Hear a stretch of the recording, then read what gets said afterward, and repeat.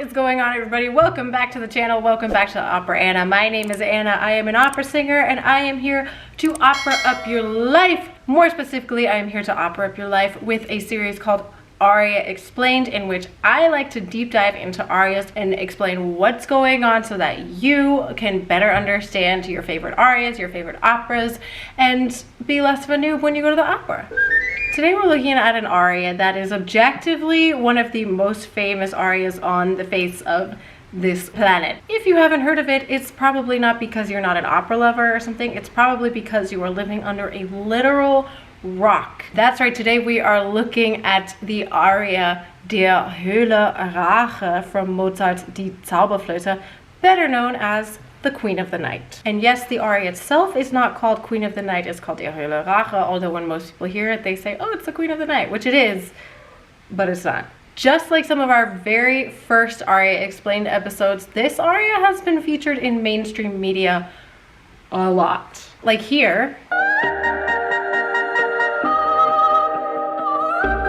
I mean, if you can even call that the Queen of the Night anymore. But also here.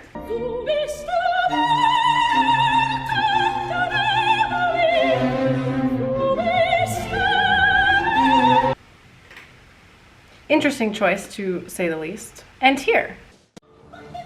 And then the Queen of the Night sings this kick-ass aria, Der HöLLE RACHE kocht in meinem Herzen. The vengeance of hell boils in my heart.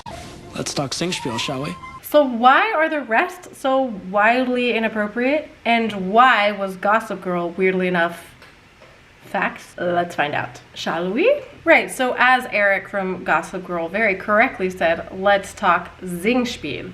Because Die Zauberflöte, otherwise known as the Magic Flute, is classified as a Singspiel, quite literally a singing play. Less literally, it's a musical comedy that was specific to Germany in the mid to late 18th century. France and Italy had their own versions, opera buffa and French comique. Like in French opera comique, there is no recitative like we've seen in Italian opera. Instead, we just get German speech to sort of break up the arias and duets and ensembles and that type of thing.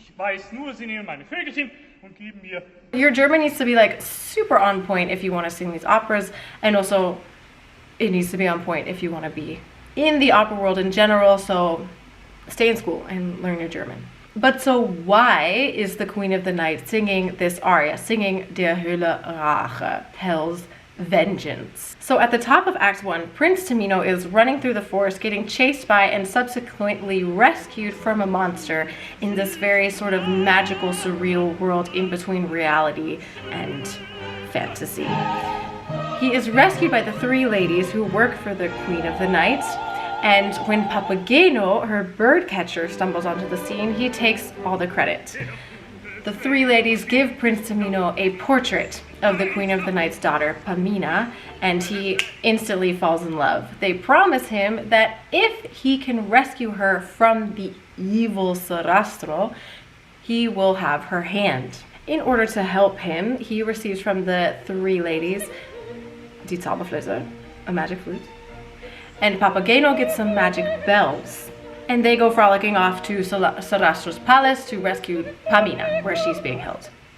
At the end of Act 1, Pamina and Tamino meet accidentally. They see each other and immediately fall in love, but since they have just been captured by Sarastro's men, by his guards, they are led off to separate places, and Pamina is put under the watchful eye of Monostatos. Tamino and Papageno are led away, and there's talk of them being let into Sarastro's order. There's a lot of like Freemasonry things happening in this aria, but we'll talk about that when we get to Sarastro's aria for this series. So as they're sort of being initiated in, that's a whole side of it. They have to go through different trials and all that type of thing.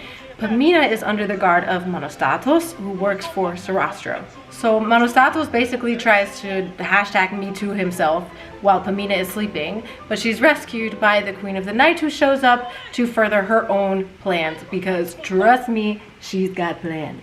Namely, she wants Pamina, her daughter, to kill Sarastro because we found out that Sarastro took Pamina away from her mother to stop her mother from influencing her in a really bad way, because it's the Queen of the Night who's cray and not Sarastro. Little bit of backstory. When the queen's husband died, he left her riches and lots of land, but not the circle of the sun, which gives her lots of power and gives her, you know, accessible to only the person in possession of it. And guess who did get the circle of sun? Just guess. Just guess. Sarastro. It was Sarastro. She wants it back, technically, which means Sarastro has to die, and who better to do it than an impressionable young girl? Who better to carry out your crazy ass bidding than your daughter? Let's get into the aria.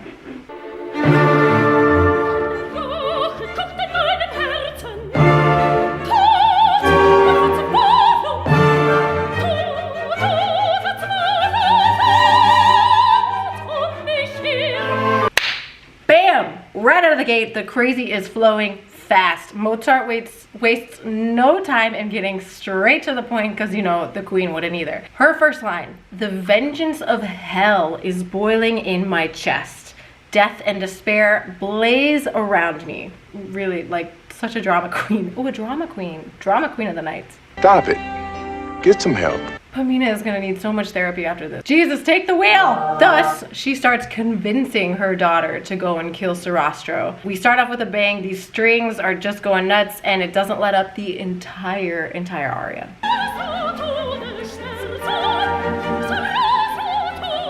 Ooh, she's a little behind. Oh, the hand. Ah, the hand! I love it. Very like Robert Carson, like.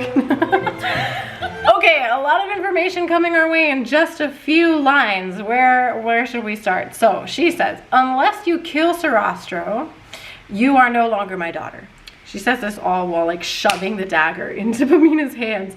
There's a lot of symbolism in this staging as well. You've got the Queen of the Night in this very harsh black dress. They sort of look like black flames across her costume. And then we have Pamina, who's dressed in like a white nightie.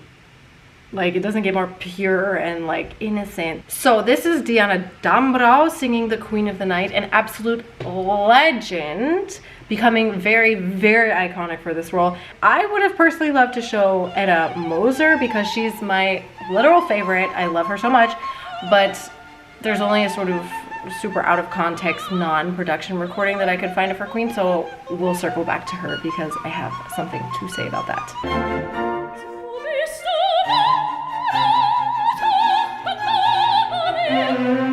Her accented "Meine Tochter nimmer mehr" is just amazing. It's really hard to do that in general, to keep it like floaty, and she, oh, it's just such an amazing way to play with the emotion in the character. Get ready, here it comes. Look at that wig, y'all. Ooh, fab.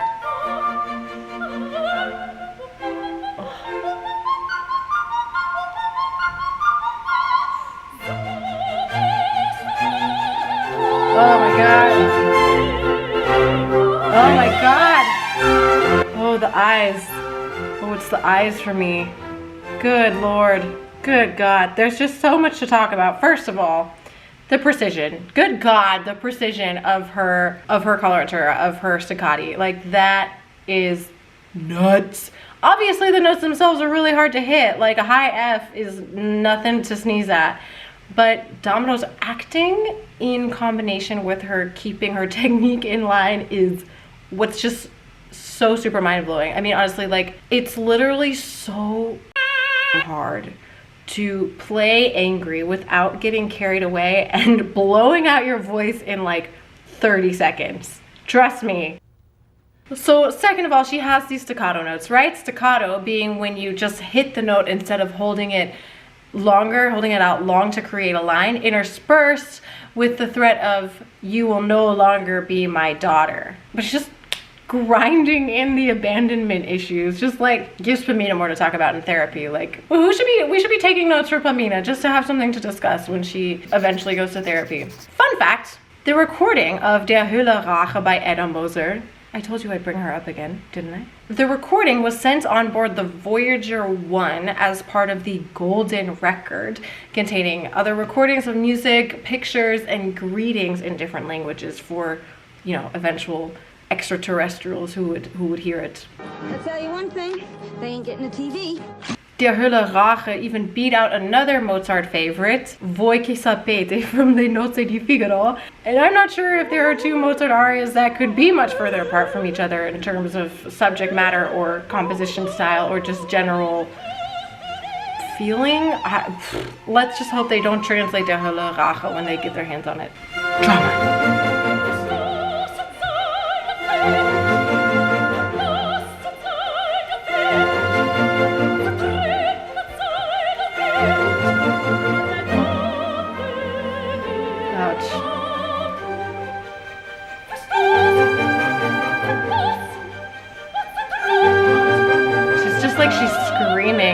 Like, it's so well composed. Like these constant repetitions of da da da da da da da da da, like it's just screaming. Not the singing, but I mean like in the composition. It's you know, I would assume it's supposed to emulate that. But so she says, not only, she'll not just be disappointed. I'm not even sure she even says disappointed the whole time. No. It's all the forces and ties of nature that will be destroyed if you don't kill him. I mean, I've met some manipulative people in my life, but damn. Also, obsessed with the timpani and the trumpets coming in after that. It's very royal, wouldn't you say? Let's hear it one more time.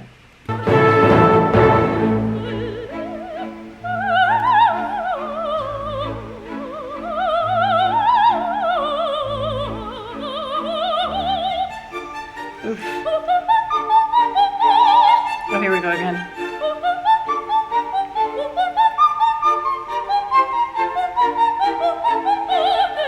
Holy God, stop! Get out of my face! I feel attacked, Damrau. So good, I have goosebumps, and it makes me, when I was researching this, it really was making me emotional watching her do this. So this is the first time we get a much more lyrical phrase, much more legato phrase instead of staccato. You see, it comes back. This coloratura triplet phrase can be interpreted in two ways, I think. One, it could simply just be another manipulation tactic to get Pamina to do her bidding, sort of like crushing her will with this like, or it could be a glimpse of motherly affection, unrelated to, you know, her trying to get her to do something, or secret option number 3, motherly affection in the form of a tactic, like a more loving one. I don't know, what do you guys think? In any case, I love this shot of Damrau doing this line because first of all, you have this juxtaposition of the legato against the staccato line, which is just night and day. And if you didn't really understand my explanation before, here it is, like legato, staccato, that's what it is. But you can also see the mechanics of her mouth working to get those like atrociously high notes. You know, your mouth has to open to allow more resonance, along with lots of other things going on, but that is one factor, and it's really, really, really cool to see.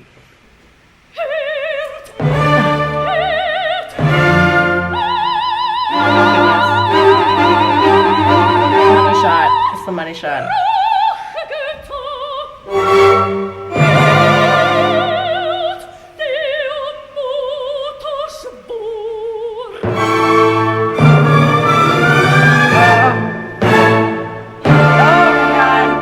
Yes, queen. Yes, queen. Oh, it's just so good. I have nothing to say except... No, I have nothing to say that can't be better explained by just watching it. I mean, everything in this is so good. I love the direction, the stage direction. I love her intensity, her acting. The orchestra is on point. Her voice is perfect for the role. I mean, like, it's very typical. She doesn't have much of a middle voice. There's not a whole lot going on, but like, and she just rams it home just one more time with her line, hört ein Mutterschwur. Hear a mother's vow. Like, just in case you thought I was kidding, I'm literally swearing on it. I will like disown you. I won't spoil the rest of the opera for you. It's a great opera. You should definitely go see it yourselves. But Sarastro doesn't die. That's all I have to say about that.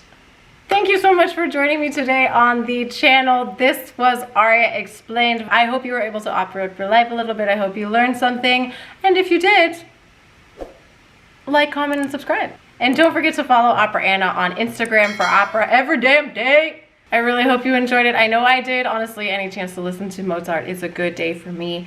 And in the description box, you'll find links to more interpretations, including Edda Moser's that I was talking about, the entirety of this aria, as well as many, many other interpretations, because there are lots. Go off and discover some amazing singers. Go, go, go. And I will see you next time. Addio. Addio, addio, speranza in anima.